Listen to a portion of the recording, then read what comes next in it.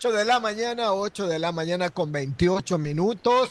8 de la mañana, 28 minutos. Ustedes siguen en sintonía de Radio Atalaya, de opinión política, punto de vista. Antes de empezar la entrevista con el ingeniero Roberto Aspiazo Estrada, vamos a saludar a nuestro compañero Julio Osvaldo Ayala Serra. ¿Qué tal, Julio? Buenos días. ¿Cómo te va? Buenos días, Alcides. Buenos días también a Roberto Aspiazu, nuestro invitado del día de hoy, también a nuestros compañeros en la cabina de mando y, como siempre, a la gran audiencia del sistema de emisoras Atalaya que nos honra día a día con su sintonía. Bueno, pues como Roberto está presencialmente aquí en el programa, vamos a empezar de inmediato la entrevista y pues para decir que Roberto pues es el presidente actualmente de la Cámara de Energía del Ecuador, pues antes y sigue siendo periodista, lo recordamos desde hace muchísimo tiempo a Roberto, gran periodista, trabajó preferentemente en la televisión, fue antes director del Comité Empresarial Ecuatoriano. Ha escrito varios libros, también es historiador, miembro de la Academia Nacional de Historia. Creo que nos debes un libro, Roberto, ¿verdad? Buenos días, ¿cómo estás? Te debo un libro y qué pena haberme olvidado el día de hoy. Un saludo a Julio, a los radioescuchas, pero son de las cosas que queda pendiente, ¿no? Y destacar que recompuse la historia general del Ecuador en 3 tomos, de forma episódica, aproximadamente en total 110 episodios, y creo que sigue siendo una buena lectura, sobre todo para la gente joven que quiera tener información sobre lo que ha pasado en el país desde de tiempos de la conquista hasta el presente, porque Muy bien, cubre el periodo de la conquista. excelente en todo caso, pues que sigas escribiendo de la historia del Ecuador, que nunca termina, ¿no? Porque No, nunca se sigue termina, van escribiendo saliendo la otras historia, cosas, ¿no? es correcto, y desde luego siempre con mucha incertidumbre. No creo que el país está atravesando un buen momento por ningún concepto. Cuando volvimos al retorno al orden constitucional del 79, teníamos una expectativa distinta de lo que iba a ser el Ecuador proyectado hacia futuro, pero finalmente lo que tenemos es lo que nos merecemos. Muy bien, ahora sí empezamos con los problemas diarios del país, ¿verdad? Se ha anunciado que podrían haber apagones. Ya lo tuvimos hace poco y si no fuera por las lluvias, tuviésemos los mismos problemas de los apagones. Hoy día hubo un apagón que cubrió buena parte del país en la madrugada, porque no solamente fue en Guayaquil, fue también en Manabí, en Santa Elena, en El Oro, fue también en Los Ríos, fue en parte de las provincias de la Sierra, en la parte del Austro. Puede que sea un problema ya coyuntural, no relacionado con el tema de las lluvias, porque el país pues funciona eh, con, con el agua, las hidroeléctricas y todo eso, ¿no?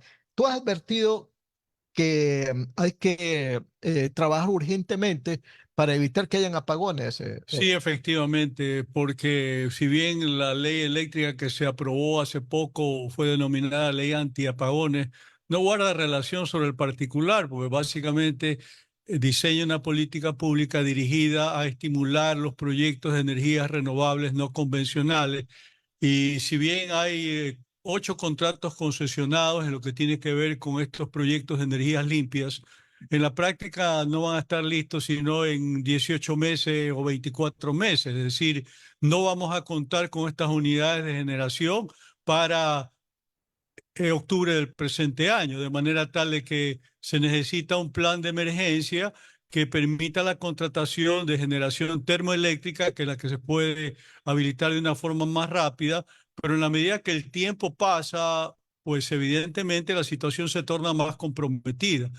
La última vez que se produjeron los apagones, lo suplimos con energía proveniente de Colombia, 400 megavatios aproximadamente, y esa es la inversión que tendríamos que hacer de algún modo para tener esas capacidades de generación hacia octubre, con la particularidad que la tasa de crecimiento anual de consumo de energía eléctrica es bastante superior al crecimiento de la economía y de la población. El promedio proyectado para esta década es de 6,25% de incremento anual, que es bastante Y más eso de lo significa que uno construir una supondría. central hidroeléctrica No, por año, por lo menos, ¿verdad? Bueno, en realidad tendría que conseguirse de una manera u otra unidades termoeléctricas para efectos de compensar estos 400 megavatios que tenemos de déficit, por lo menos pensando en lo que sucedió el año pasado, pero hay que recordar que en 2022 también estuvimos a un tris de los apagones y no los hubo justamente porque comenzó a llover, o sea que terminamos siempre dependiendo de las lluvias. Y yo creo que es muy importante en el mediano plazo apuntar también a tener una infraestructura de interconexión mejor de la que actualmente tenemos, tanto con Colombia como con Perú, para aumentar la capacidad de energía que podemos comprar ante una situación de emergencia y también la que podemos vender. Algunos especialistas en la materia han manifestado que la naturaleza le ha dado un don específico al Ecuador en cuanto al tema de las energías renovables, porque aquí podemos encontrar energía eólica, energía geotérmica, energía hidroeléctrica, energía oceánica. Pero ¿qué es lo que falta realmente? Lo que falta, pienso yo, es que se abra un espacio para que la iniciativa privada pueda participar más activamente en proyectos de generación, que eso está todavía muy limitado por el monopolio estatal que prevalece de acuerdo a la prescripción constitucional correspondiente, de forma tal que la iniciativa privada se ve condicionada por un estado de cosas que no es favorable desde el punto de vista que se requieren muchos permisos, autorizaciones para los fines consiguientes. Y, por ejemplo, en el gobierno de Lazo se dejaron firmadas 8 concesiones de proyectos de energías renovables no convencionales. No hay uno que esté este rato a punto de iniciar obra. ¿Y por qué? Porque finalmente las empresas de distribución, 11 de CENEL, 9 empresas de economía mixta a nivel regional, provincial, en definitiva, se opusieron al mecanismo de fideicomiso previsto en los contratos de concesión para fines de garantizar el pago de la energía, situación que permite a la vez la bancarización de los proyectos. Estamos hablando de que estos 8 proyectos, más otros 2 más que se quedaron en compás de espera, es decir, 10 en total, terminan sumando como $1.000 millones en inversión, nada más ni nada menos. Y desde luego, eso representa incorporar a la capacidad de producción de energía eléctrica alrededor de 800 megavatios, 310 de la época que se adjudicaron en tiempos de Lenín Moreno y otros 500 de un paquete que se aprobó durante el gobierno de Guillermo Lasso. Hay contratos firmados, así que eso debería darse luz verde, pero ahora el tema pasa porque estas empresas de distribución se rehúsan a aplicar un mecanismo de fideicomiso para garantizar el pago de la energía que puedan proveer estos nuevos proyectos, y eso está obligando a reconsiderar una opción en la cual pues se establezca un mecanismo de garantía de pago por parte del Ministerio de Economía y Finanzas con sentido prioritario en base a un fondo de contingencia, y como el ministerio está sin plata, se está considerando lo que llaman una tercera capa u opción, independientemente de si la distribuidora no paga, paga el Ministerio de Economía y Finanzas. Y si Economía y Finanzas no tiene posibilidades, viene este fondo de financiamiento que se lo conformaría con recursos del Banco Interamericano de Desarrollo. A propósito de tu mención, Roberto, ¿verdad? En diciembre del 2020, durante el gobierno de Lenín Moreno, se adjudicaron los proyectos fotovoltaicos Solapar de 200 MB en el Aroma de Manabí y el eólico Billonaco. Además, hay otros contratos firmados de fotovoltaicos en Imbabura, también en Morona, Santiago, en las Islas Galápagos Sí, también, ¿no? correcto. Hay 3 fotovoltaicos en la provincia de Imbabura, Imbabura, 3. hay uno de baterías solares en Galápagos y hay 2 proyectos de represas en Morona, Santiago en Hidroeléctricas. particular, sí, que eso lo tiene un grupo español.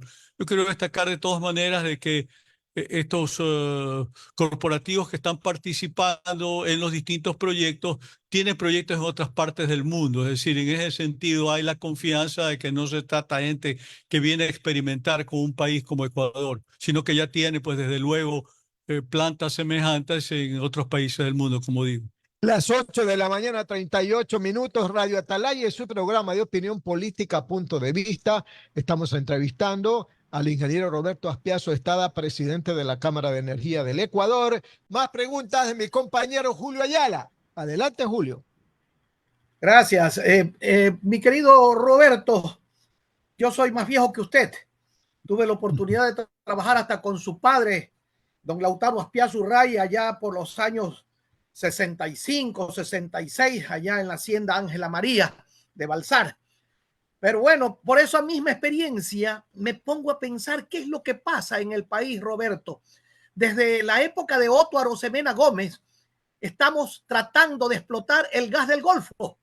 Se ha dicho no sé cuántas veces que ya están listos los proyectos de licitación para que esto salga y que realmente se pueda contratar. Desde la época de Otto Arosemena, ya murió Otto Arosemena, me voy a morir y no veo esa licitación. Roberto, ¿qué es lo que sucede? ¿Cuándo vamos a aprovechar el gas que se quema en los campos petroleros y por ejemplo, aquí en Monteverde se quema pero el gas, pero que da miedo? Y nos quejamos de falta de energía y falta de capacidad económica para poder abordar estos proyectos. ¿Qué es lo que pasa, Roberto? Es un escenario complicado, lo mencionaba hace un momento.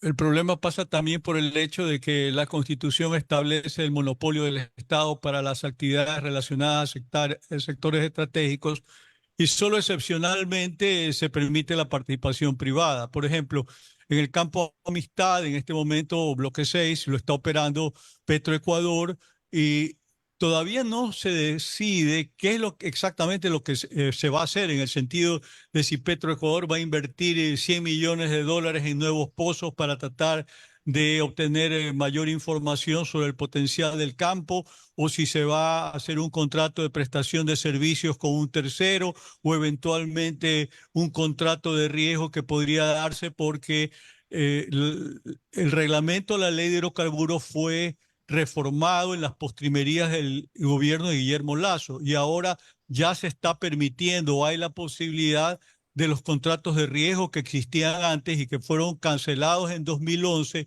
en base a un decreto ejecutivo del presidente Correa que dispuso que si en 6 meses no migraban los contratos de riesgo en participación o prestación de servicios específicos, sencillamente esos contratos se cancelaban. De manera tal de que hay un antecedente, hay que entenderlo en esa perspectiva. Yo hace pocos días tuve oportunidad de conversar con el ejecutivo de una de las mayores operadoras petroleras a nivel mundial y particularmente con su representante en el Ecuador, asimismo, y en definitiva me dijo que sí, que ellos tenían interés en el gas del Golfo, pero que no veían la situación clara, que la información geológica que se dispone, sí, hay potencial, también hay mucho riesgo en cuanto a que se pueda meter plata ahí en pozos de exploración y perderla, porque sencillamente no se obtiene un resultado positivo, pero en fin, ese es un caso. El otro caso, que sí quisiera comentarlo también, es el tema del gas, de los mecheros en la Amazonía, que básicamente eso comentar que durante el anterior gobierno hubo una licitación, inclusive se quedó pues designada una empresa como finalista para armar 3 clústeres de captación del gas natural en las distintas zonas geográficas del oriente ecuatoriano para aprovechar ese gas que se continúa desperdiciando. El cálculo que se hace es que el equivalente calórico de ese gas es aproximadamente 25.000 barriles por día, tanto como eso. O sea, no estamos hablando de poca cosa. Y si no se ha explotado, no se ha aprovechado ese gas natural, es básicamente porque sencillamente la estatificación no permite dar respuestas rápidas a este tipo de urgencias, entonces esos temas se quedan colgados por años y años. En todo caso, el anterior gobierno Roberto. adjudicó ese contrato, pero finalmente hubo un informe de Procuraduría de Petroecuador generando dudas sobre la procedencia y a pesar que era una inversión de 715 millones de dólares financiados con fondos de las comunidades aborígenes del estado de Texas, Estados Unidos, eso no progresó. En verdad se perdió una oportunidad importante. Nada más. Roberto, pero tú dices el estatismo. Sí, el estatismo, pero ese estatismo corrupto, porque yo tengo entendido de que hay enormes intereses en que no se explote el gas del Golfo, de que no se haga lo de los mecheros del Oriente ni de lo de acá de Monteverde, porque le daña el negocio a quienes tienen los contratos de provisión de gas en el país, daña la cadena de estos negocios que seguramente son multimillonarios, como lo denunció en su oportunidad Fernando Villavicencio. Eso es parte del problema, es indiscutible que eso sucede. Si tú me preguntas qué pasa con Refinería de Esmeraldas en este momento, ese es un interrogante mayor, pero lo cierto es que los importadores de combustibles no están interesados en avanzar en lo que tiene que ver con aumentar la capacidad de refinación del país por obvios motivos. Pero eso sucede prácticamente en cualquier tema que esté vinculado con la actividad petrolera. Hay muchos intereses contrapuestos, entrecruzados.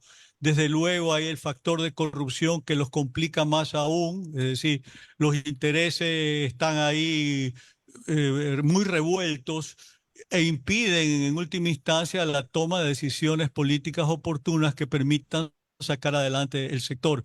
En este momento estamos en un escenario en el cual la perspectiva es que la producción sigue cayendo, la estimación técnica es que a un ritmo de un 8% mensual, con el problema que tenemos entre manos también de que se supone de que Petroecuador va a cerrar el campo ITT en agosto del presente año y con eso vamos a perder 58.000 barriles por día de producción, el 14% del total, y no tenemos claro cómo eso se va a compensar. Por otra parte, para efectos del cierre se necesita financiamiento y en el presupuesto aprobado de 2024 no constan las partidas presupuestarias correspondientes.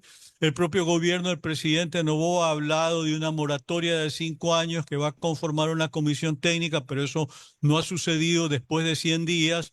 Nos estamos aproximando a la supuesta fecha de cierre del campo ITT y no hay una definición política y como que tampoco hace sentido porque sabemos perfectamente bien que esa fue una consulta popular amañada por el ambientalismo que tenía un correlato en términos de conexiones en la Corte Constitucional Progre que dio paso a esta consulta cuando no era un motivo de debate nacional y nos habíamos olvidado de la misma porque databa de 10 años a la fecha, no obstante lo cual pues se votó con las consecuencias que estamos anotando. A mí me parece que eso es un sinsentido y por lo menos estaríamos esperando desde la Cámara de que esto de la moratoria tenga luz verde porque todavía no hay, por ejemplo, un estudio que permita organizar debidamente el desmontaje. Se necesita también una licencia previa, porque obviamente el desmontaje de modo propio va a tener un impacto ambiental y las comunidades tendrían que ser consultadas.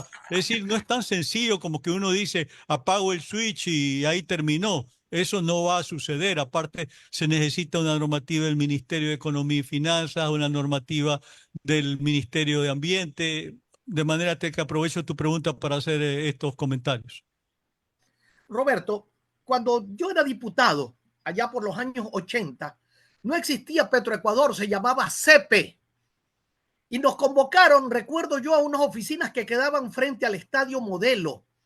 Y nos dijeron, por ejemplo, que el campo Amistad o el gas del Golfo era una gran bolsa enorme de gas en la cual habían ya en esa época participantes y nos hacían, como quien dice, una gran bolsa donde alguien ha metido un sorbete y nos decían que ya Perú estaba sacando gas de ese mismo Golfo y que debíamos nosotros en el año 80 ir rápidamente también a poner nuestros sorbetes para sacar porque nos quedábamos a lo mejor sin la posibilidad de sacarle lo bueno que tiene ese campo llamado Amistad. ¿Hasta qué punto es cierto aquello y hasta qué punto a lo mejor cuando vayan las exploradoras ya no encuentren gas? A ver, Julio, hay mucha especulación sobre esto. Es cierto que Perú tiene campos de gas natural en la zona de frontera con Ecuador, pero no está confirmado aquello de que sean los mismos campos y que haya este efecto sorbete, como se le denomina. Pero por otra parte, sí es una realidad que Ecuador debería ir proyectando la posibilidad de que el gas natural se incluya de una manera mucho más determinante en lo que tiene que ver con su matriz energética. Nuestro consumo de gas aquí, exceptuando el gas doméstico, que lo dejamos por momentos y para efectos de este comentario aparte, es un consumidor marginal de gas natural.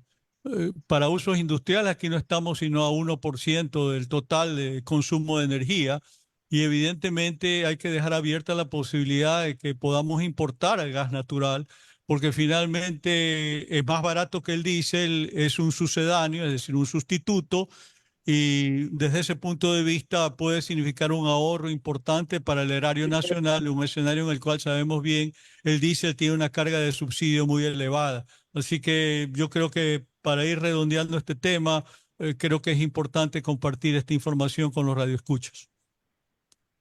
Le damos el cordial buenos días a nuestro principal, el ingeniero Andrés Mendoza Paladines, para que continúe también con el diálogo. Muchísimas gracias, mi querido Julio. Igual a nuestro compañero y amigo el licenciado Alcides Montilla y nuestro invitado, un gusto tenerlo en la cabina del sistema de emisoras Atalaya, al ingeniero Roberto Aspiazu Estrada. Roberto, respecto a este mismo tema, a mí siempre me llama la atención esto de la cantidad de permisos que se da de gasolineras en las fronteras y de distribuidores de gas. O sea, también todo hace pensar que los diferentes estamentos que tienen que ver con hidrocarburos se hacen de la vista gorda o están algunos metidos en este mismo baile, ¿no te parece? Bueno, en verdad ese es un problema grueso que nadie lo toca, es una suerte de tabú. Y en definitiva, lo que tenemos por ahora son meras especulaciones y que yo sepa no hay una denuncia en firme, pero es una realidad incontestable de que ese negocio de contrabando de combustibles por la frontera sigue siendo muy grande, que hay grupos que sacan beneficios importantes y que finalmente, más allá de que ocasionalmente se hace algo de bulla y viene a colación lo que tú estás comentando en tu pregunta, no pasa absolutamente nada y el contrabando sigue. Así que es una consecuencia de que en el país sigamos teniendo precios subsidiados de los combustibles, sin duda. Se habló de que íbamos a hacer un ajuste, pero creo que ya el gobierno, por razones políticas, va a dejar pendiente ese tema, que de todas maneras es bastante complicado en términos de a quién se beneficia con el subsidio y quiénes quedan al margen del mismo. Entonces, por ahora creo que no va a haber un cambio importante en lo que tiene que ver con este tema que está señalando. Así creo yo, que por ahora no va a haber un cambio importante en ese aspecto y eso es un punto súper importante. Ahora, en otro aspecto de cosas, de que tiene que ver justamente con los derivados del petróleo, el precio del barril para este año en la proforma presupuestaria, ¿te parece que es razonable, conservador o no te parece? No, en general, hasta donde yo me acuerdo, el precio está fijado como en $66.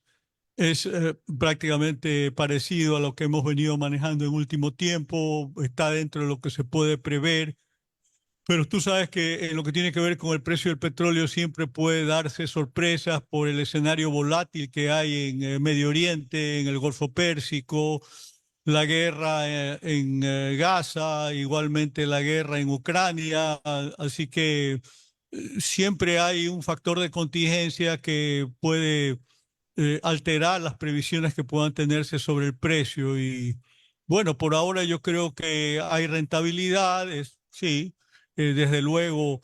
No es cierto lo que alguna vez se dijo que en el campo ITT costaba 57, $58 producir el barril de petróleo.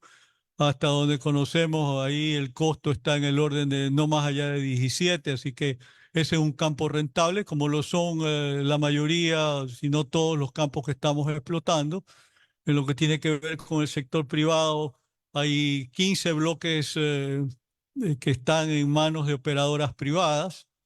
15 bloques, 11 operadoras privadas para ser más preciso, y el resto están pues obviamente gestionados por Petroecuador, pero a la vez Petroecuador contrata mucho la prestación de servicios, ¿no? Es importante tener esto presente, no es que esté Petroecuador de lleno, sino que muchas veces está asistido por compañías que evidentemente manejan tecnologías de punta y tratan de hacerlo mejor. Pero en definitiva, en el sector petrolero no hay liderazgo, ese es el problema de fondo, ¿no? Y hay mucha inestabilidad en términos de mando y eso ha conspirado que en definitiva sea un sector que está a la deriva. Es lamentable decirlo, pero es lo que está sucediendo. Y yo no estoy estableciendo responsabilidades para la administración actual, porque este es un problema que viene de mucho tiempo atrás. Pero imagínate, en el gobierno de Lazo hubo 9 gerentes generales de Petroecuador en 2 años, 8 meses. No puedes esperar resultados con esa inestabilidad crónica de gestión institucional que hay, más allá de los problemas que ya sabemos de burocratismo, de corrupción. El escenario cierto es que Ecuador tiene suficientes reservas para producir más petróleo. El actual gobierno se ha fijado como meta este año 500.000 barriles al día de promedio. No estamos en eso. Este rato debemos estar en 480.000 y levantar esos 20.000 barriles adicionales que nos están haciendo falta. Eso va a significar inversiones adicionales y yo no veo que eso esté disponible. Y de hecho para 2025 proyectan 550.000 barriles. Claro, yo supongo que ahí no están incluyendo el cierre del ITT, porque el cierre ITT son 58.000 menos, baja. Y por otra parte, yo quiero rescatar un tema que lo enfocó Walter Spurrier en su editorial del Universo el domingo pasado, en el sentido de que yo no sé en qué momento aquí se decidió que Ecuador no podía seguir siendo país petrolero y que ya teníamos que pensar en el Ecuador postpetrolero, porque en verdad eso no corresponde a la realidad. El país tiene suficientes reservas. Lo que pasa es que no se ha hecho exploración en serio en este país en los últimos 25 años. Entonces eso está parado. Hemos seguido consumiendo reservas que estaban descubiertas. Entonces, como digo, lo importante es replantearlos este esquema y tomar conciencia de que el petróleo puede ser un recurso que genere mucha más riqueza de la que genera. Lamentablemente, esa riqueza no se está invirtiendo propiamente en el país porque se consume muchísimo en los subsidios, ¿no? Y hoy por hoy la renta neta de petróleo, descontando ese factor y algún otro, no es sino unos 1.400 millones de dólares al año. Pero no hay que caer en esta discusión bobalicona que en algún momento estuvimos durante el debate del ITT, en el sentido de que el petróleo no servía para nada, según argumentaban voceros del ambientalismo, y que lo único que había generado era pobreza, porque finalmente eso no resiste ningún elemental análisis, ¿no? Cualquier país que tenga petróleo hace lo posible por explotarlo, aprovecharlo, y de hecho los países que más producen están haciendo todo lo posible para producir más, no para producir menos, como el caso de los Estados Unidos, que el año pasado logró un récord histórico de más de 13 millones de barriles al día. Y nosotros planteándonos el dilema de que si se cerrara o no el ITT con 58.000, cuando el incremento de la producción anual prevista para 2024 diaria es de 1.24 millones de barriles. Como digo, nosotros planteándonos la cuestión alrededor de que si tenemos que contribuir al efecto invernadero, 58.000 barriles por día, nadie más está pensando así. La verdad que sí, tienes toda la razón. Ahora sí las preguntas, el licenciado Julio Ayala Serra a las 8 de la mañana con 56 minutos, 8:56. Bueno, gracias. Hay otras situaciones que quisiera comentar con el ingeniero Roberto Aspiazu. Fundamentalmente el tema de los campos estos que con los que soñamos se van a utilizar. Por ejemplo, el aplanamiento de esos enormes terrenos de la fantasmagórica refinería del Aromo. Decían que allí se iba a instalar un gran campo de energía eólica, fotovoltaica. Y yo te pregunto, Roberto, tú que estás al tanto y estás siguiendo estos temas, ¿qué pasa con eso? ¿Está construyéndose, se está dando o sigue siendo un sueño? No, ese proyecto no se está construyendo todavía y creo que es importante aclarar, eso no se va a construir sobre los terrenos del Aromo. Supuestamente se va a construir en las escombreras del Aromo, es decir, en el terreno donde se ubicó digamos, la tierra que se removía del aplanamiento que se hizo para la construcción de la supuesta refinería, ¿no? De manera tal de que creo que es importante establecer esa diferenciación. Es un proyecto de 200 megavatios fotovoltaico. El tema está avanzado, pero hay que ver qué pasa. Se acaba de expedir un acuerdo interministerial, Ministerio de Economía y Finanzas, Ministerio de Energía y Minas, para viabilizar este mecanismo de pago que mencionábamos al inicio de la entrevista sobre que exista un fondo de financiamiento con recursos del BID que garantice el pago y consecuentemente la bancarización de estos proyectos que en definitiva suponen una inversión importante. Yo pienso que el gobierno del presidente Noboa debería preocuparse, sacarlos adelante, porque finalmente todos estos proyectos van a comenzar a construirse durante su periodo presidencial e incluso en coincidencia con la campaña política de presidencia. Así que yo creo que hay un interés mayor en lo que esto se refiere. Y en lo que tiene que ver con el proyecto Solar Pack, sí, es un proyecto interesante.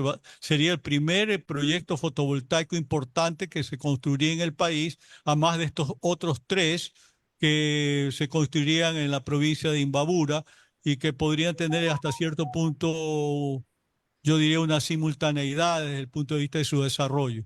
Creo que es importante que Ecuador comience a contar con estos proyectos de energía renovable no convencional, poniéndose un poco en el estándar de cómo están otros países del mundo con proyectos semejantes. Otra cosa, mi querido Roberto, ¿qué es lo que pasa con Coca-Cola Sinclair? Se decía que la destrucción que estaba produciendo el río iba a llegar a la central hidroeléctrica. Ya se han tomado las precauciones necesarias para que este valioso aporte de energía que significa Coca-Cola Sinclair con todos sus problemas, no solamente de la falla, sino de la corrupción, siga adelante. Hasta donde tengo información, la erosión regresiva del río Coca ha encontrado un nivel de equilibrio a raíz de la hecatombe que se produjo un par de años atrás y que determinó perder pues la famosa cascada que había en la zona, que la había visitado el propio Gonzalo Pizarro cuando fue en su famosa odisea que culminó con el descubrimiento del río Amazonas por parte de Francisco de Orellana. Esto para tener un referente. Pero por ahora yo no le veo una solución fácil a eso. Está en arbitraje, las disputas que hay entre la firma constructora y el Estado ecuatoriano a través del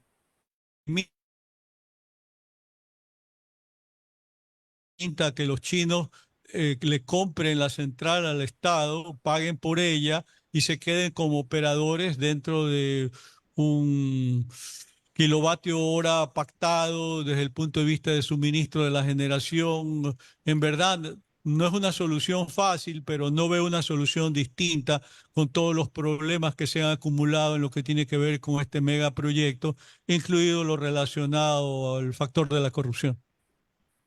Roberto, pero ¿puede venderse esto a los chinos? La ley creo que no lo permite, pues permite una asociación Estado con el sector privado, pero no creo que permita la Entiendo ley que ha habido un la venta. planteamiento de esa naturaleza, Julio, pero yo no conozco en detalle la parte legal sobre su viabilidad, pero yo no veo en el mediano plazo, no veo una salida distinta, encontrar una solución de esa naturaleza, que se queden los chinos de operadores y que le vendan al Estado, le devuelvan al Estado lo que se ha pagado por el proyecto y se quedan como operadores.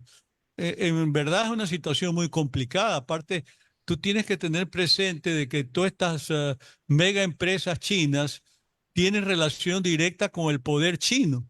Es decir, frecuentemente los presidentes ejecutivos reportan directamente al presidente de la República China, ¿no? Ese es cómo funciona el esquema. Entonces, no hay que verlo solamente como un tema corporativo, sino como un tema de relaciones bilaterales. O sea, la solución no es sencilla.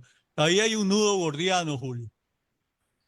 Gracias. Alcides, continúe con el diálogo, por favor. Sí, Roberto, el tema más urgente en este momento en el país, indudablemente que es el tema eléctrico, ¿verdad?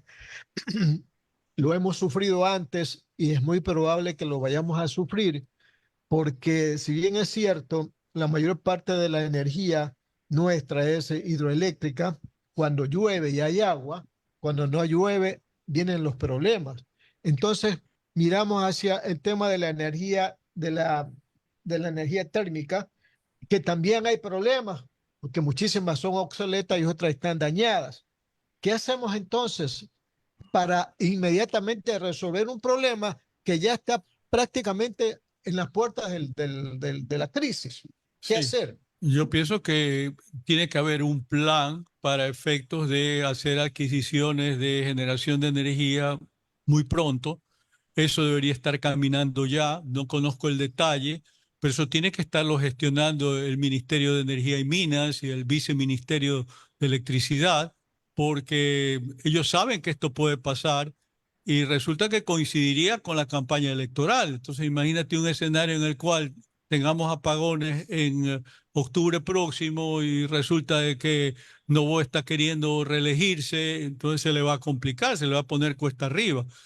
En verdad a mí me preocupa porque tengo experiencia respecto a la falta de capacidad de reacción que tiene el sector público ante estas urgencias. Recordar, lo mencionábamos en la parte previa de la entrevista, que en 2022 tuvimos el mismo problema que después se produjo en 2023 y la pregunta es qué se hizo entre un año y otro. No se hizo nada, absolutamente nada. Solucionamos el problema comprándole a Colombia. Y energía cara, desde Esto es luego, como ¿no? bailar con la música del vecino.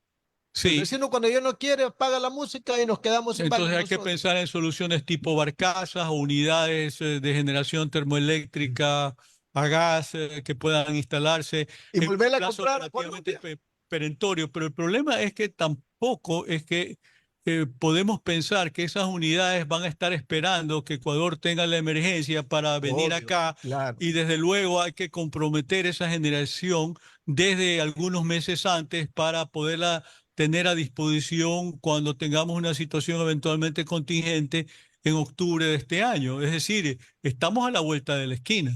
Ahora, el sector privado no puede cooperar mucho porque el parque generador no es muy grande, el No, el sector parque privado. autogenerador del sector privado es relativamente acotado. Son, de lo que yo entiendo, aproximadamente unos 430 megavatios, no más. Y es poco frente a una capacidad total instalada de unos 8.800 megavatios, de los cuales 7.500 pertenecen al Sistema Nacional Interconectado para tener una idea general.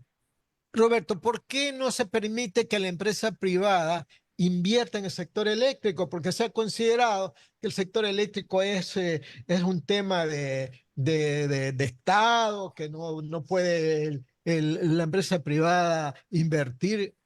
Eso ya tiene que terminar, ¿no cree? Desde luego que tiene que terminar, pero la última ley que se aprobó tampoco fue amigable en lo que eso se refiere y creo que no hubo el ciclo de maduración suficiente ni discusión con las contrapartes privadas para encontrar algún tipo de solución que sea más aceptable. Por ejemplo, ahora se está discutiendo el plan maestro de electrificación, ¿no? Se supone que ya hay una versión adelantada. Desde luego, para desarrollar el sector eléctrico queda claro, como no hay plata del Estado, tiene que hacerlo el sector privado, pero tampoco están dadas las condiciones. O sea, ahí tenemos un nudo gordiano nuevamente, ¿no? ¿Cómo se va a resolver eso? Yo mismo no lo tengo claro, pero desde luego ya le hemos dicho a las autoridades que tenemos que abrir un espacio en el cual nosotros podamos tener una participación más directa con la elaboración del plan por obvias razones.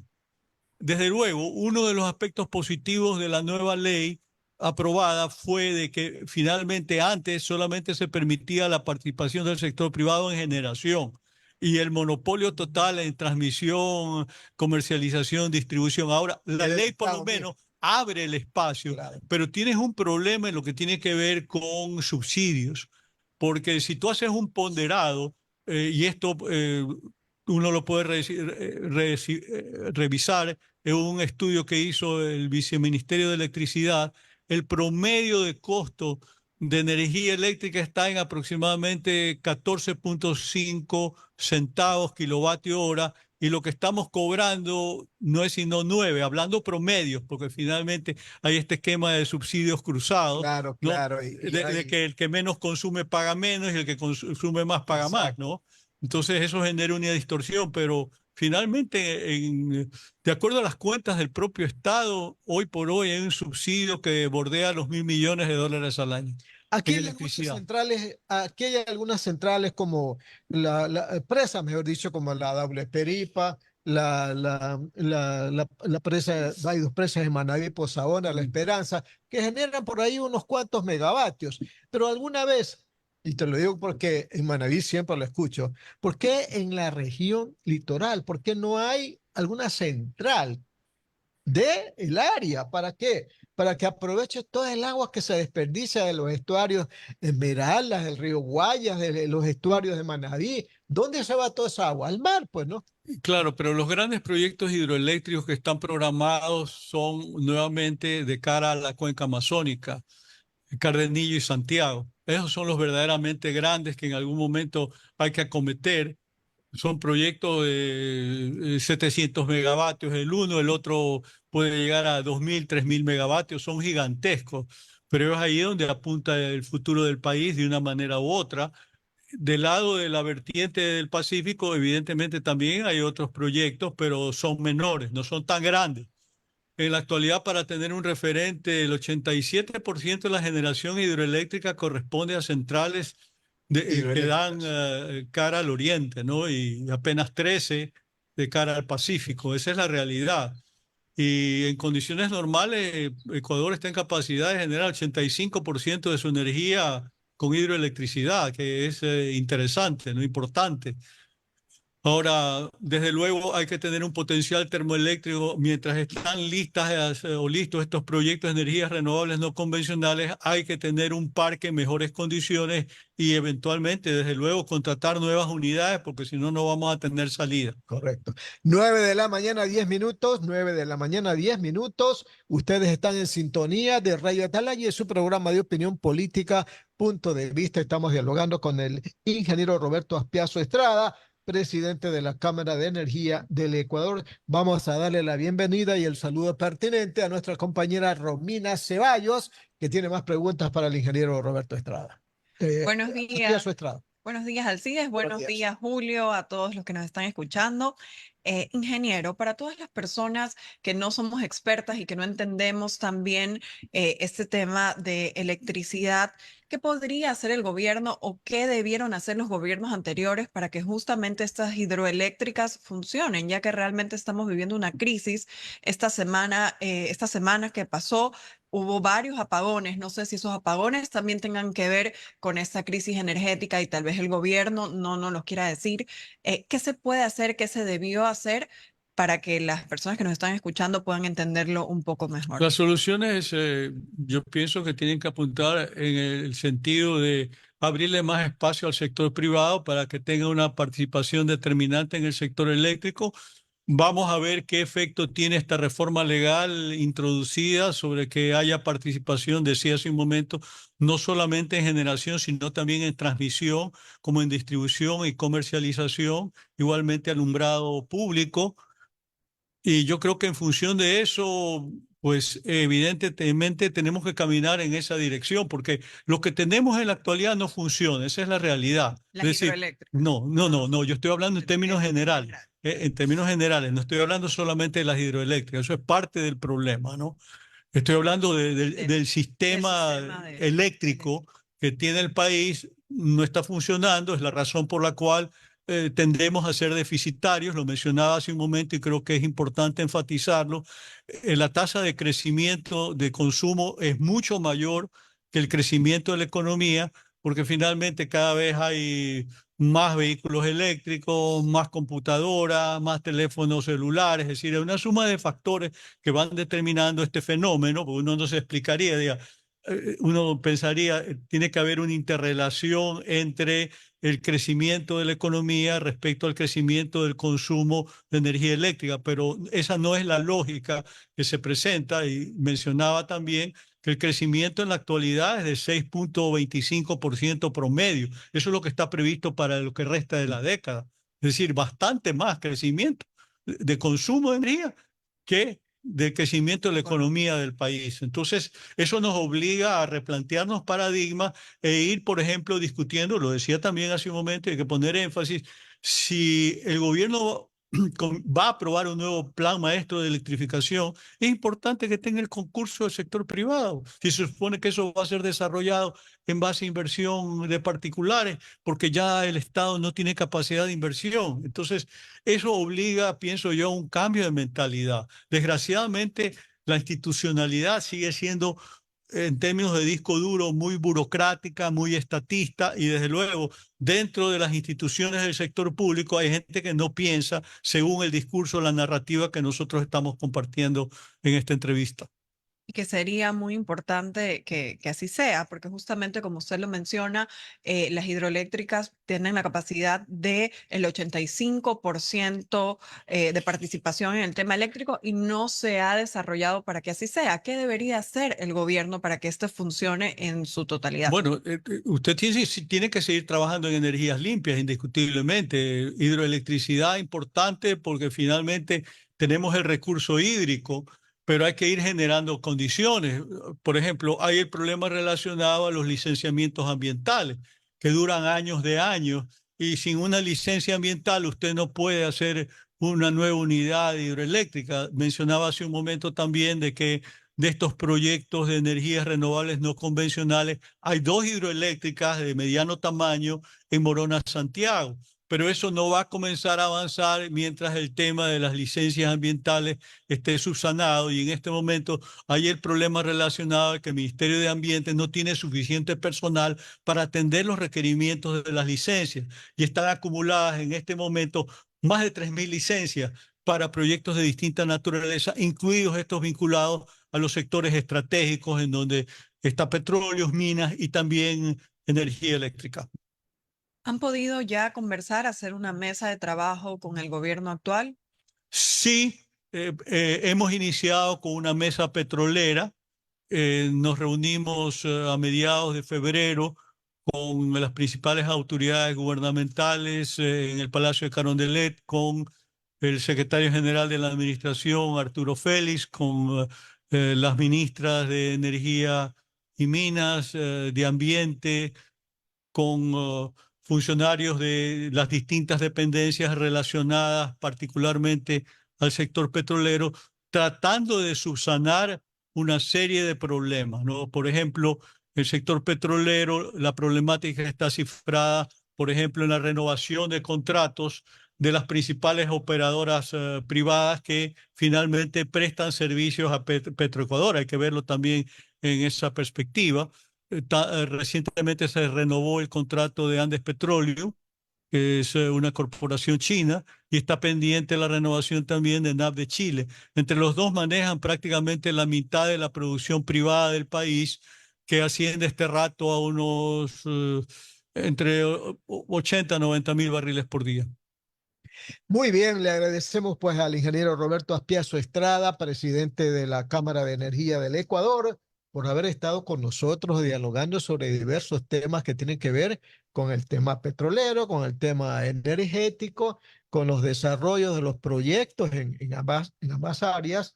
Y bueno, pues esperemos la acción del gobierno, ¿no? Para que por lo menos en el tema de los apagones no nos vaya nuevamente a fallar como antes, ¿no? Usted sabe lo que significa Un fallar en el comentario Ecuador. final, Alcides, va en la línea de que por lo menos esta interlocución que hemos manejado con las autoridades gubernamentales en tiempo reciente, hay apertura, hay disposición, están escuchando. Yo no había visto anteriormente en los gobiernos pasados esa disposición, y yo sí tengo que rescatar ese concepto porque es importante compartirlo con la opinión pública. Se puede cuestionar al gobierno que hay demasiada gente joven, pero por lo menos tal vez por esas circunstancias también quieren escuchar e inteligenciarse, empaparse de la situación, y desde ese punto de vista no puedo quejarme de que no estamos siendo escuchados. Y dar el siguiente paso, pues no solamente escucharlo, sino actuar también. Totalmente, totalmente, pero Porque primero... si no, no vale de nada Claro, conversar. Lo primero es lo Quedamos en primero. conversación. De acuerdo, pero de todas maneras quería puntualizarlo. Claro también. que sí, muy bien, Roberto. Gracias. 9 de la mañana, 18 minutos, como habíamos manifestado. Fue el ingeniero Roberto Aspiazu Estrada, presidente de la Cámara de Energía del Ecuador, que estuvo con nosotros. 9 de la mañana, 18 minutos. Vamos a regresar después de este breve corte comercial, estimados amigos.